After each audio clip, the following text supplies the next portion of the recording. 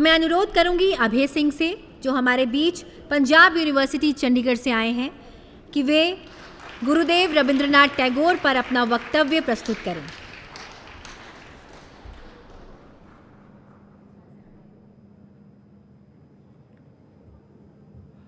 Good afternoon, respected dignitaries, my fellow speakers, and everyone present.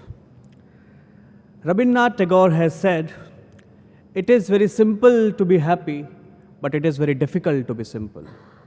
At first, it seems very puzzling to understand this statement, but I have found this is the absolute truth.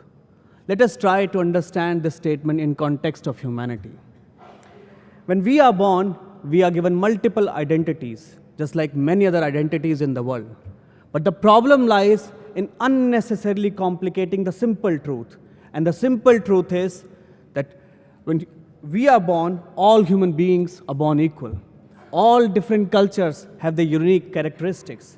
But evil-minded people unnecessarily complicate the simple reality and project some people and some cultures as superior and some people and some cultures as inferior.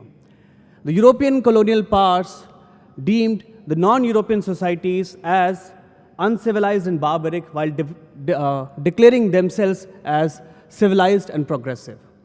While Rabindranath Tagore, on the contrary, attempts to acknowledge the simple truth in his vision of life. In Gitanjali, he writes, "The same stream of life that runs through my veins night and day runs through the whole world and dances in rhythmic measures."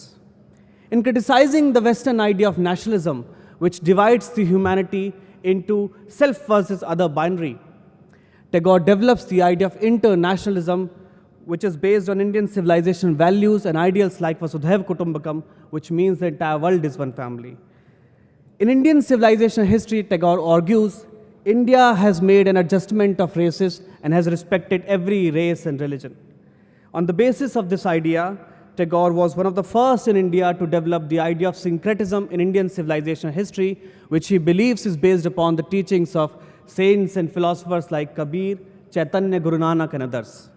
Tagore writes, and I quote, "The aim of Bharatvarsha has always been to establish unity amidst differences, to bring to a convergence different paths, and to internalize within her soul the unity of the severality." The famous Indian poet Mirza Ghalib is a beautiful example of this syncretic Indian civilization, as we find the fusion of Muslim, Hindu and Christian beliefs in his poetry. अपने एक शेर में गालिब कहते हैं, "ईमा मुझे रोके है तो खींचे है मुझे कुफ्र, काबा मेरे पीछे, कलीसा मेरे आगे." यहाँ गालिब कह रहे हैं कि मेरे धर्म के कंजर्वेटिव बिलीफ्स जहाँ मुझे पीछे की ओर खींच रहे हैं, वहीं नए दौर के ख्याल, साइंटिफिक और रैशनल माइंडसेट मुझे आगे की ओर बुला रहे हैं। एक और शेर में गालिब कहते हैं, "जला है जिस्म जहाँ दिल भी जल गया होगा, कुरेदते हो जो अब राख, जुस्तजू क्या है." यहाँ गालिब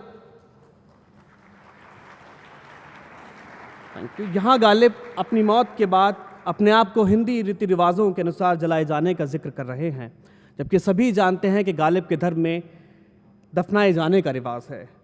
टैगोर जैसे लोगों से ही सीखकर एक दफ़ा मैंने लिखा था, "वो मुझे मेरे वतन का लगता है, वो मुझे मेरे वतन का लगता है, जिस किसी का भी बदन मेरे बदन सा दिखता है." Thank you.